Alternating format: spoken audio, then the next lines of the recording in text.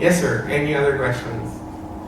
What about the phone function? You can send out yung function, but what about incoming events? Okay. Incoming. As far as I know, current version, it cannot handle, in effect, processing the inbox. But what you can do is, remember I was saying you can push dynamically to the device. That's how you can handle incoming events. So for example,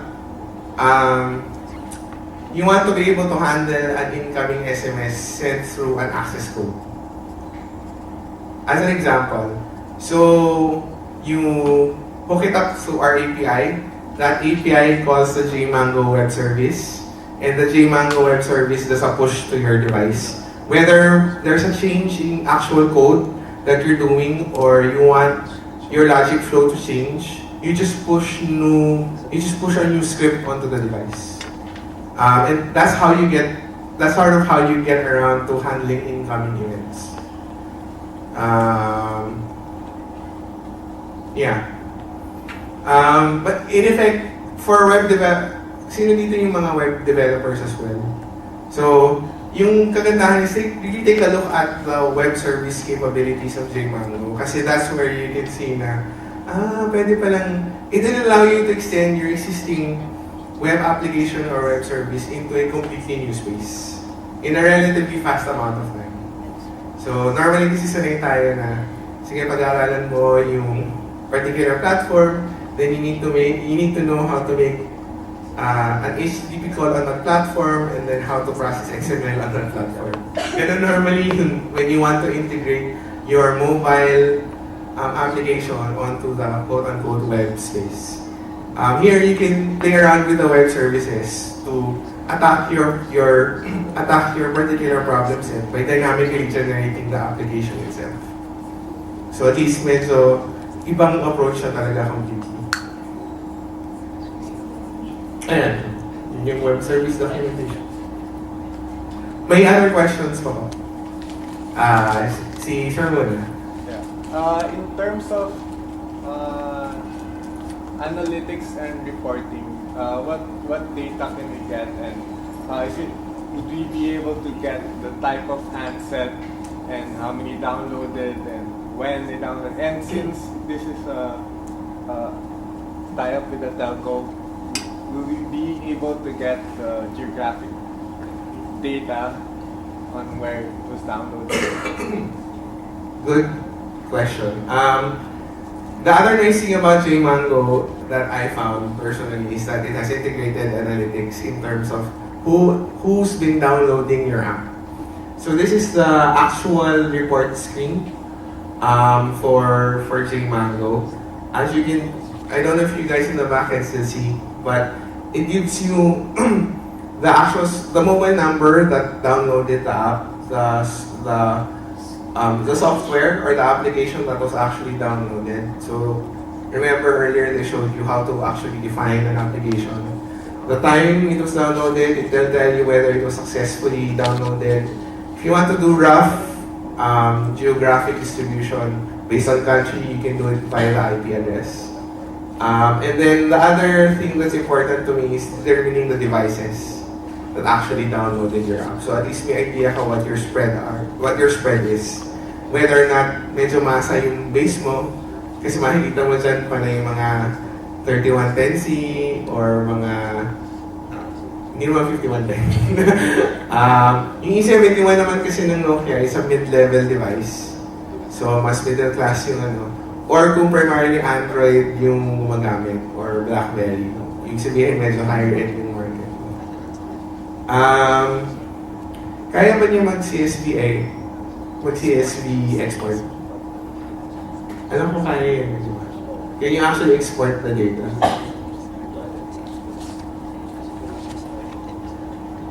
Hindi pa. Sa ngayon hindi pa. Pero, ano yan? For version, anong version na ba yung gateway?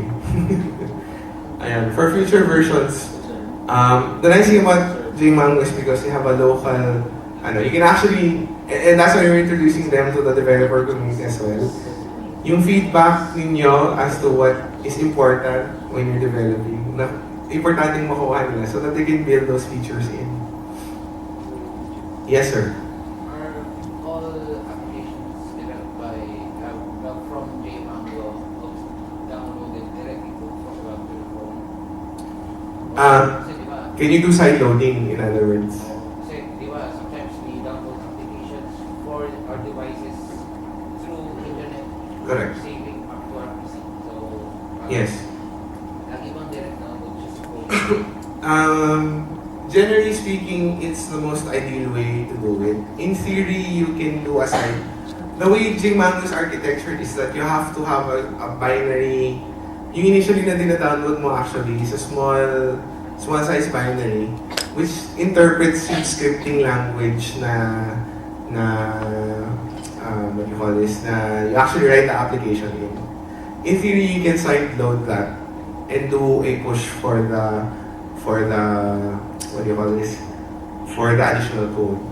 I think, Nan, correct me if I'm wrong, but I think you can do side load naman eh.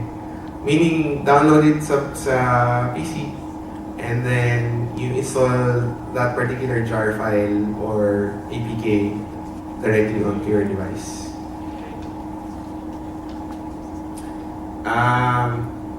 The other nice thing about, just to show it, they actually have JMango running inside an emulator.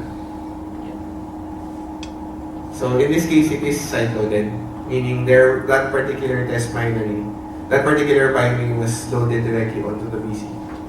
So in theory, it's possible, but what you lose under that approach is the analytics. Kasi it's in the download process wherein you get the phone number, the device type, and so on. So, okay, that's a good question. Sa ngayon, we're introducing the technology to you para you guys can start to use it. That's why we're also subsidizing yung SMS transmission costs. But JMango as a company is not necessarily exclusive to Globe. Actually, they're an international company. So if you have good application ideas that you want to sell abroad as well, you can talk to them directly. So hindi kami, we would prefer that you guys develop for Globe, syempre. But obviously, the market for applications is much larger than the Philippines. So, pag ganun yung case, you can talk to Tom.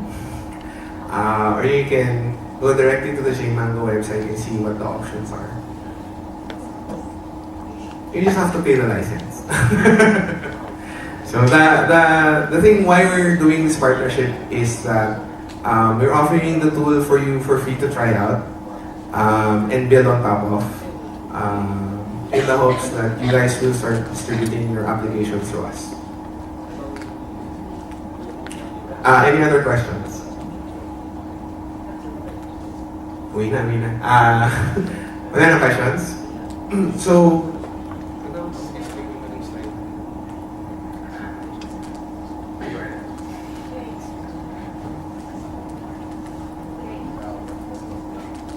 may question pa ba? Yes? For example, I'm an independent music artist and then I would like to sell my album or advertise it. Mhm.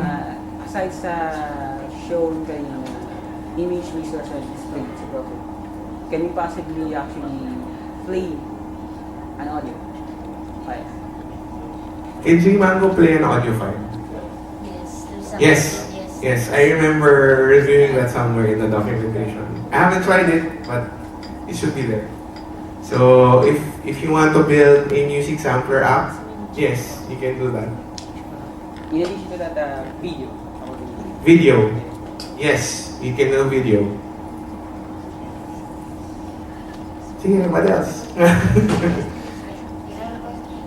Does JMango run on Nokia emulator?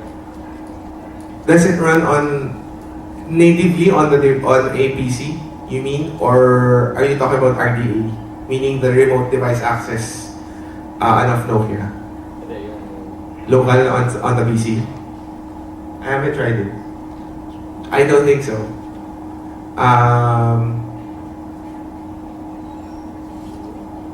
You can maybe try. Give us a feedback And give about us. that. I haven't tried it, and it probably won't work. But in my head, I'm keep on going.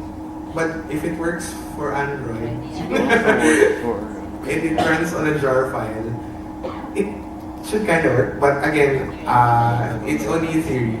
I think it's you have to check whether the emulator can do an HTTP call. But in my head, I know that's also possible. So, bottom line, me personally, I'm not really sure if it will. I wouldn't recommend that you actually do it. But there's no harm in trying. Are there any other questions?